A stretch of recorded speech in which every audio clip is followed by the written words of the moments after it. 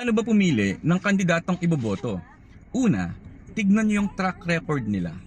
Huwag kayong tamad, mag-research kayo. At pag pinag-uusapan yung track record, isama nyo na rin yung educational background or educational qualifications nila. Bakit? Kasi dito malalaman kung yung kandidato talagang alam niya yung trabahong pinapasok niya. Kasi kapag yan, inilagay mo sa pwesto, pagkatapos hindi niya alam ang gagawin niya, masasayang yung buwis na binabayad natin. Bakit? Mag-hire sila ng panibagong mga tao na gagawa dun sa trabahong dapat ginagawa nila. So imbes na isa lang ang pinapasweldohan natin, magpapasweldo tayo ng 5, 10 o mahigit pa sa mga taong gagawa ng trabahong dapat siya lang ang gumagawa. At kung yan dati ng politiko o dati ng nanunungkulan, tignan mo yung mga achievements niya. Ano ba yung mga bagay na nagawa niya na hindi nagawa ng iba? Tignan mo yung mga bagay na nagawa niya na talagang nakatulong para umunlad yung buhay ng mga taong nasasakupan niya. Kasi maraming mga politiko, dadalang ng dada, pero ang totoo, wala namang alam at wala namang nagawa.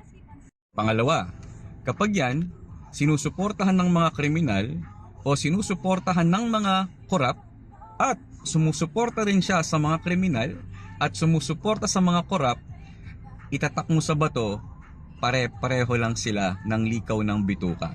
So wag niyong iboboto yung mga ganong klaseng kandidato. Pangatlo, kapag yung kandidato mahilig gumamit o walang ibang ginagamit kung hindi yung mahirap card, wag niyong iboboto yan. Kasi isa lang ang ibig sabihin nun, trapo yung kandidato. Alam niyo kung bakit? Kasi simula't simula pa lang, ginagamit na ng mga trapo o traditional politician yung mahirap card na yan.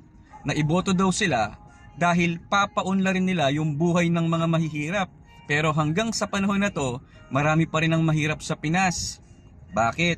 Kasi kapag nanungkulan ka sa gobyerno, hindi lang dapat yung mahihirap yung gusto mong paunlarin yung buhay. Dapat binabalanse mo yung buhay ng mga mahihirap, mga middle class at pati na rin yung mga mayayaman. Kasi hindi ka naman politiko o hindi ka naman public servant ng mga mahihirap lang. Public servant ka ng kalahatan. Kapag yung tatlong yan, nabalanse mo yung sistema kung paano sila mabubuhay ng maunlad, nun pa lang magkakaroon ng kaunlaran sa Pilipinas. Kaya tandaan, kapag ang politiko palaging sinasabi para sila sa mahirap, nako, lalong maghihirap ang Pilipinas dyan.